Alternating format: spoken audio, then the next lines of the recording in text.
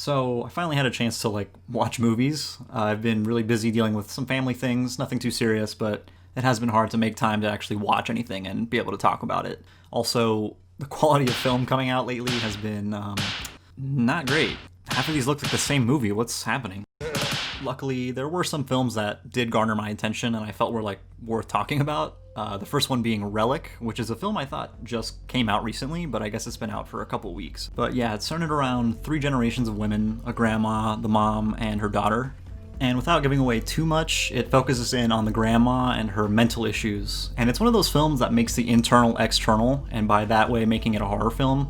But I will say it's kind of more of a character drama or maybe a family drama, but definitely with some horror elements to it. And I think that's where most of my problems with this film are rooted in, is it kind of feels half-baked in both regards. I would say it's not super effective as a horror film, and I would say the dramatic elements could have been fleshed out to be more poignant as well. That's not to say that none of the horror elements work for me. I would say that there's some really good examples of body horror in this film, and actually my favorite thing about the film is the makeup work. It's some really impressive stuff on display. The visual representations of mental illness were also really creative and well executed. I thought all the performances were strong across the board. I was wondering the whole time where I recognized the daughter from. It was bothering me for half the movie till I looked it up, and she was in The Neon Demon, which is a film me and two other people in the world actually like. I found the cinematography to actually be pretty inconsistent, particularly early on in the film. There's some shots indoors that are they look underexposed or lacking contrast. It was weirdly flat looking, and I couldn't tell if that was a deliberate choice or not, because there's these exterior shots early on in the film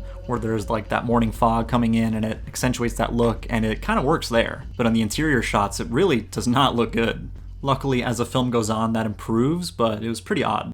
And honestly, I think they could have fixed it in post with some basic color correction. Actually, let me test something. Hang on. Okay, yeah, let's touch this up maybe a little bit. Just a touch.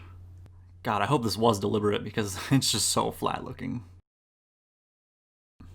This a little bit too.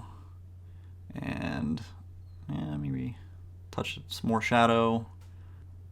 And yeah, this is basic corrections. I'm not gonna bust out curves and use lumetri scopes, so don't try to roast me. It's supposed to be a quick thing. Maybe a little saturation, just a touch. And yeah, I think that already looks better, and it took me, 2 seconds? I don't know. Anyway, moving on.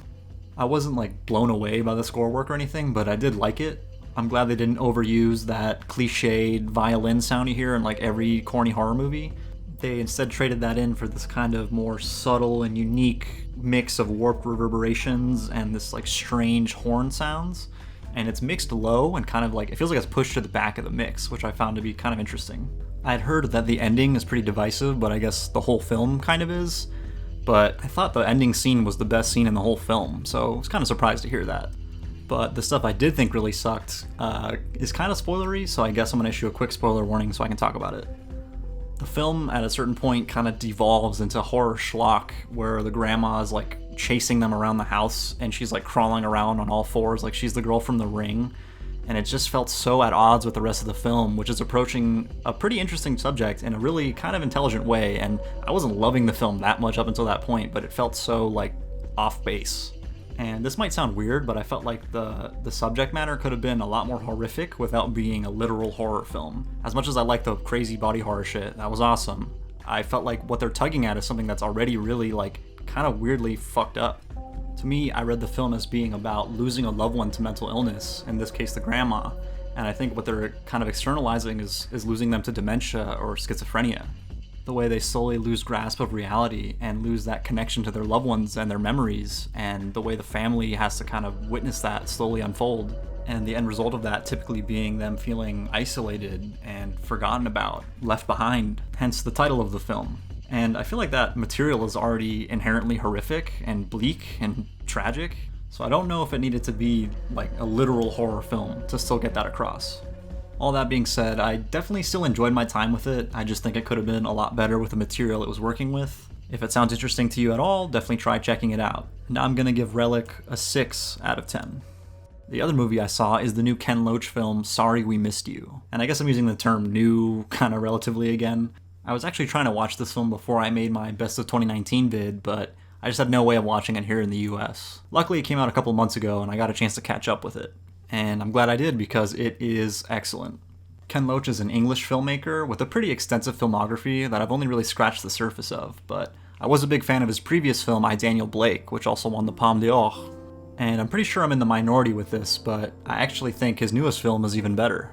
From what I've seen from him, he seems to like to tackle socio-political issues, but captured through everyday life. And Sorry We Missed You is pretty much exactly that. It's centered around a family who's struggling with financial hardships when this new opportunity arises for the father in the form of being a delivery driver for this company, which at first seems like it's going to be great for them, but eventually it leads to many of its own hardships. Meanwhile, his wife also has her own struggles with work, where she is a live-in aide, or like an in-home nurse, if you will.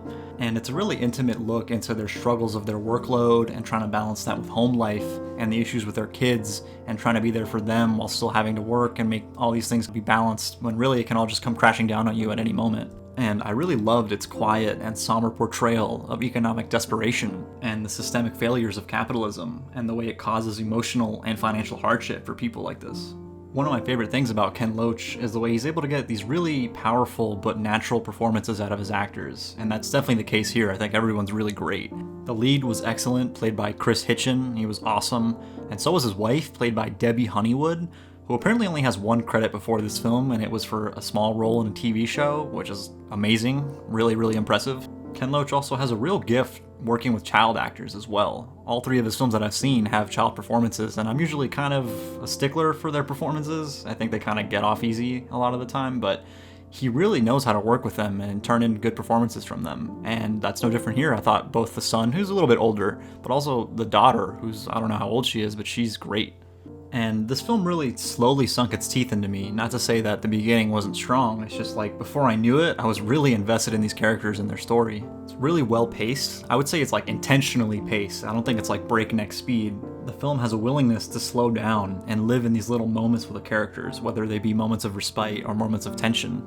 But the film also has a really great sense of progression, both to the story and the characters, which provides really strong and engrossing experience and build up to the end.